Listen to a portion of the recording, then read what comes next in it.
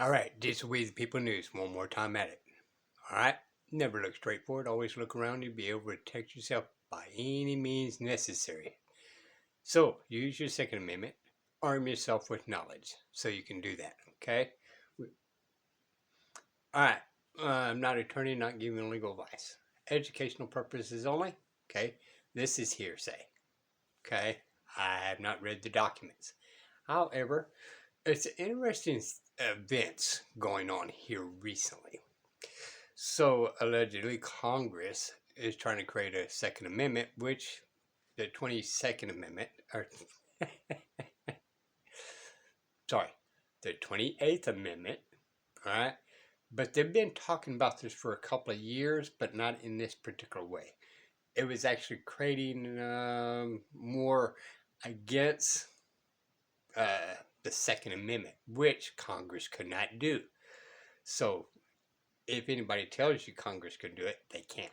Okay, they cannot create a 28th Amendment to contradict the Second Amendment when it says shall not be infringed.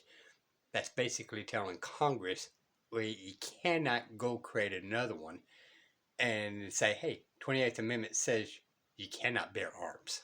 Okay, and but instead of that, Congress is creating a Second Amendment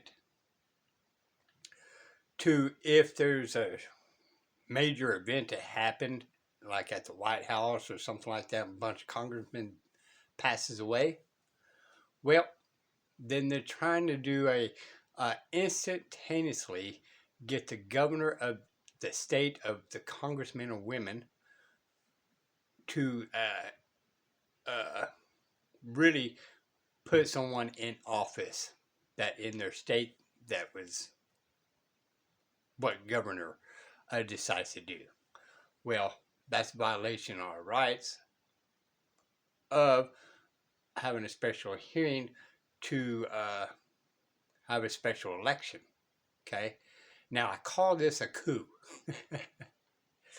and I call it the second coup. Okay. The first coup, they didn't even put an amendment in there, so today it's still not even lawful.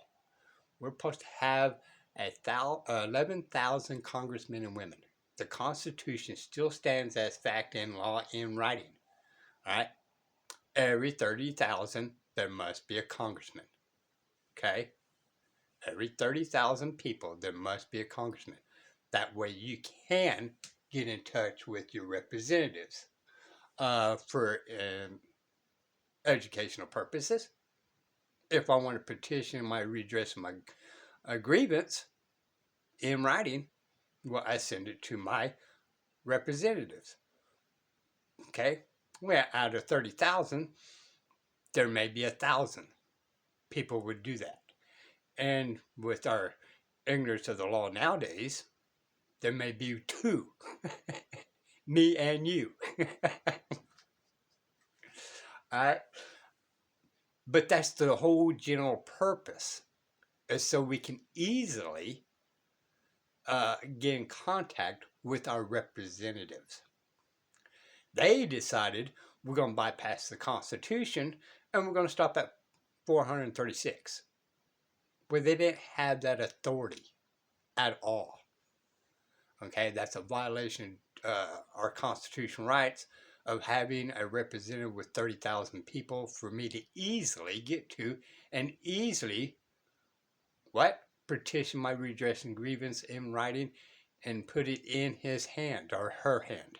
Okay, so that's a number one coup. This is going to be a second coup to violate your right to vote another replacement. Okay, that is the people. Now, the Senate, technically, they're supposed to be for the state. It was a coup for them to actually confiscate the state's rights of that Senate.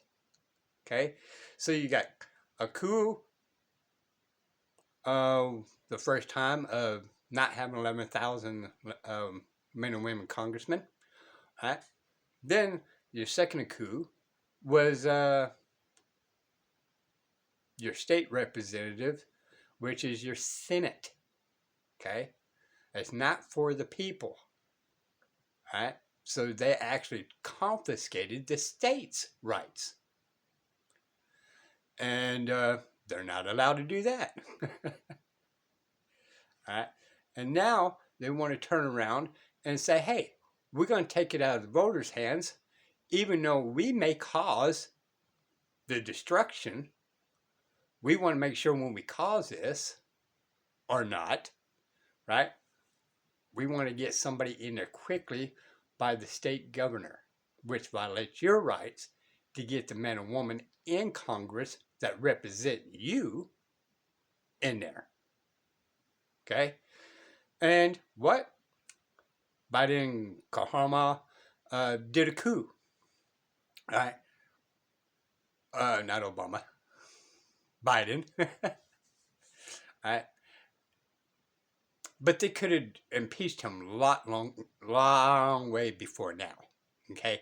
They timed it this way on purpose in design. And what did they use? Right? Don't let a crisis go to waste. So they did a coup and call it, oh, okay. Oh, it's just such a timing, it's such bad timing, and nobody gets to vote. Democratic Party, you should be ferociously mad about that. Okay? You shouldn't be putting up with this at all. This was just pure a coup. All right? Now, that being said, I don't have a stake one side or the other because I don't like them both. They both lied to me. Okay? And my parents told me not to trust liars. So therefore, I cannot trust them, and they're liars. Okay? All right, let's go. Well, a stunning development coming from Capitol Hill. So we are just over 40 days away from arguably the most important election in American history, and now Congress is pushing forward a proposed 28th Amendment to the Constitution of the United States. A new amendment right now, 40 days before the election. You can't make this up. It used to be that the deep state forces sort of operated in the shadows. We didn't know what they were doing, and now they're operating sort of right out in the public. Force-feeding information right to our members of Congress and force-feeding it to the Mockingbird media.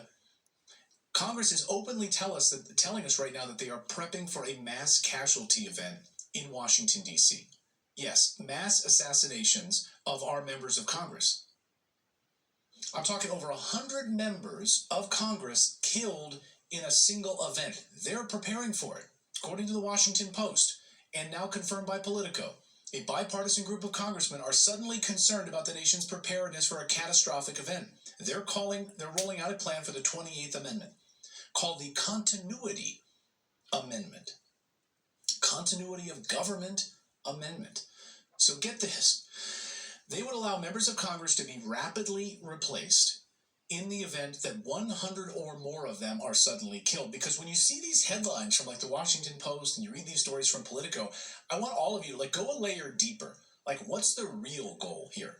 First of all, it's to scare you, number one, right? That's what they're hoping to do, to scare you. Well, who knows if there's some sort of a false flag? Who the hell knows? Anyway, their main goal is to scare you. And then you want to go a layer deeper and find out exactly what they're trying to do here. So if 100 members of Congress are suddenly killed, no election would be needed, according to this new continuity of government plan. No election. Instead, no voters involved in a mass change of our government. Not at all. No voters allowed. Sound familiar? Like, I don't know, the Obama coup that just removed President Biden from the ticket from running for office again without any voting by Democratic voters, placed Kamala Harris as the presumptive nominee. Yes. Sound familiar? That happened No in the year voters. 2024. We had a coup in the United States a few weeks ago. A Democratic coup in the United States a few weeks ago. And they removed a sitting president from the ticket, replaced him with their new puppet. And they did it all without you voting anything. It's amazing, actually. I do agree 100% with them. Okay? And this is both parties, by the way, should be mad about this. Because if they're going to do this, what will the Republicans do later on? Just saying. If we, the people, start letting them do this, They don't never take an inch, people. Every time they take an inch and you give it to them, they go ahead and confiscate 100,000 inches. Sounds like something you'd hear about in North Korea, and we'd be mocking it. That's the Supreme Courts. We gave them an inch and they took 100,000 inches. But no, it happened right here. Right now, the current rules necessitate special elections to Isn't fill it funny vacancies. we think that the Donbass region, they voted to join Russia. They voted over 80%, and they said, and the United says that's a sham election. The people didn't really want it. Unless we see that everyone votes, then we don't respect it. That's what the Democrats say. Kamala Harris gets 0 votes. Legit. Right. Totally cool. Someone in our chat just said, let me scroll back up here. It says someone, sounds like, Autumn Hill says they sound like they're pulling a Ukraine. Yeah, that's kind of what it sounds like. They're pulling a Ukraine. So get this. This would allow members of Congress to be rapidly replaced in the event that 100 or more of them are suddenly killed. No election needed, no voters involved at all. Right now, the current rules necessitate special elections to fill vacant seats, right? A member of Congress dies in a plane crash. Special election. A member of Congress dies in a car crash. Special election. America has had hundreds of special elections since the late 1700s. And they're actually fascinating. If you want to actually dive deep into all of the special elections, they're really interesting. Some people just choose not to serve. They're elected and they're like, nah, I'm not going to serve. Oh, okay, now we need to have a special election. Others died in car crashes, mysterious circumstances. So we've had hundreds of these over the years. Since the 1700s, we've dealt with it. But now, suddenly, 40 days before an election, Congress is really focused on this? Red flags everywhere. So America's had hundreds of this. But what has changed right now? What has changed right now, 40 days before an election? Let's put a pin in that for a second. Could it have anything to do with a 2016 study of special elections that the House of Representatives decided to do? So the House of Representatives put out their own study to see how, this was during Obama's time in office in 2016, to see how special elections were carried out. It found that during special elections, the number one factor that determined if a candidate would win in a sudden special election was the approval of the president. So if Trump is hugely popular, then a special candidate would likely win that special election. If the president is hated, then they're likely to lose. So the number one factor for the success of a candidate in these special elections is the popularity of the president of the United States at the time. Pretty interesting, because I guess there's not a lot of other time right now with a special election, so the popularity of the president really drives the narrative here. In other words, if you have a Democrat running and Kamala is president and the country thinks she's a disaster, well, then the candidate likely loses that special election, because according to this study by the House of Representatives, right now we have a 49-day time limit to hold special elections, but Congress thinks that's too long. And they would get rid of that election, and instead, here's how the amendment would work. Lawmakers would submit a list of 5 successors from their own party to the state governor. In the event of a mass casualty incident, hundreds of members of Congress are killed, wiped out. The governor then would appoint one of these nominees as the replacement, ensuring that the legislative body remains operational until they could get their act together and then hold an election. But right away, the governor would choose, based on those selections from their party. Okay, no voters needed. You don't need a vote. You don't need voters in this. But here's where it gets tricky. Passing a constitutional amendment, of course, is nearly impossible in the United States. We don't have very many of them, and for a good reason. It requires a 2/3 majority to vote in both the House and the Senate, followed by a ratification from 3/4 of the state legislatures in the country. But the bigger... Now, that being said, I disagree with him. We've already got too many. And it was on the government's behalf.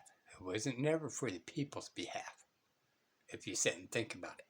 Question is, why now? Do they know something we don't? Are we facing a mass casualty event that we need to be made aware of? Do you have some information you'd like to share with us on this? Could it have anything to do with the wide open southern borders and the amount of military-aged men that have now come into the United States armed? I'd like to know about this. Are the warmongers in the deep state planning to take us to war with Iran, with Russia? Is that what the Biden administration is trying to do? And the Pentagon? It certainly looks that way. Certainly looks that way. A nuclear strike on D.C.? while Congress is in session? Or imagine a State of the Union address when everyone is in the same room, for crying out loud. What are they exactly hiding here? I would love to know. There are no such things as coincidences in Washington, D.C. Why now, with 40 days before an election, are they pushing forth on a 28th Amendment to the Constitution for a continuity of government? You think it's a coincidence? Why is Congress right now doing this? So And why is the Democrat Party actually bypassing the 28th Amendment of the Second Amendment to create a whole new Second Amendment? Sit and think about that. So their thing is no guns, no guns, no guns, no guns.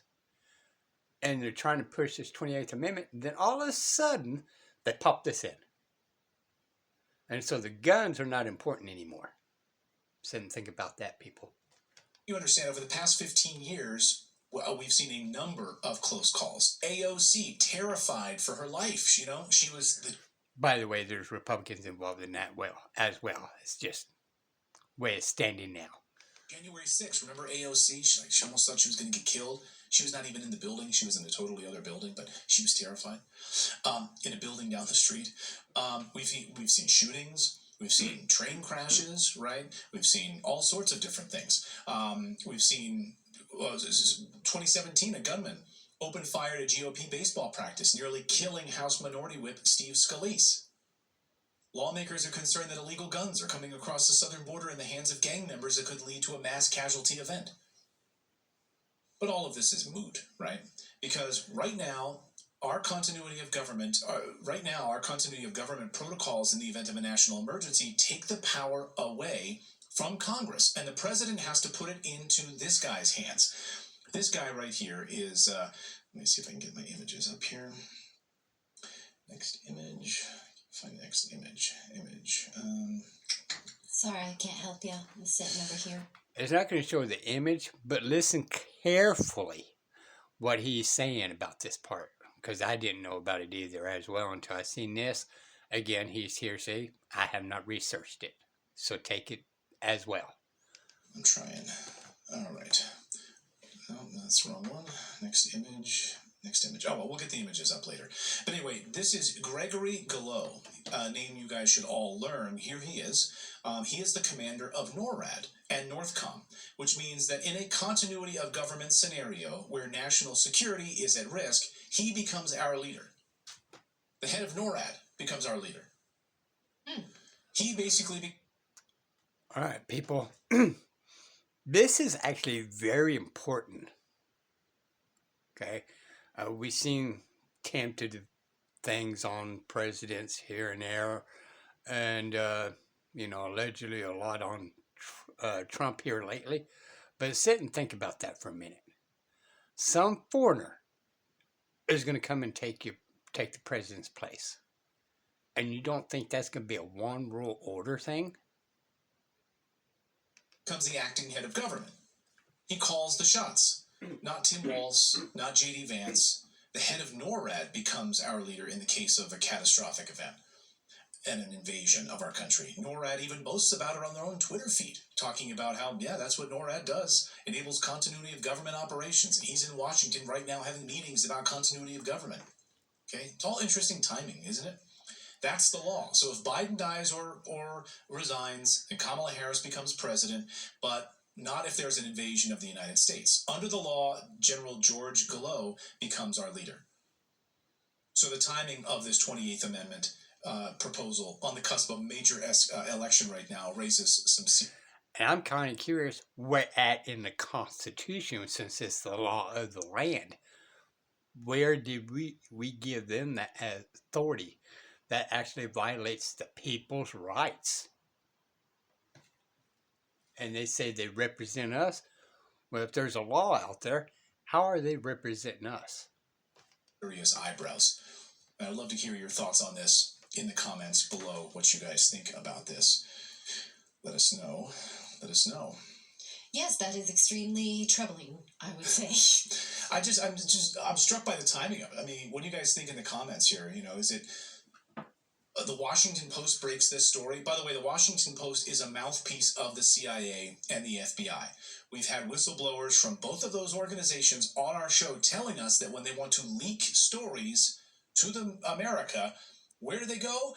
They go to the New York Times and the Washington Post to leak these stories. Yes. That's what they do. So the Washington Post, of course, is an extension of the CIA and the FBI and the deep state. So is the New York Times. So it's interesting that we're getting this information from the Washington Post first, and then of course Politico confirming it. It's deeply, deeply troubling. I want to tell you about our friends over at the Wellness Company, because they have something now to help you not just prepare for an eventuality or in some kind of emergency in your house, but also 40-page guide. Look, to simple. You just purchase the kit, fill out an intake form, and Alrighty, and I think that's their ads and all that kind of stuff. I don't know, people. What do you think? Okay. And should it be more, shouldn't our government actually be telling the people all these things that's going on behind closed doors? Yes. Closed doors is where tyranny begins. All right. This is We the People News. Till next time. Bye, y'all.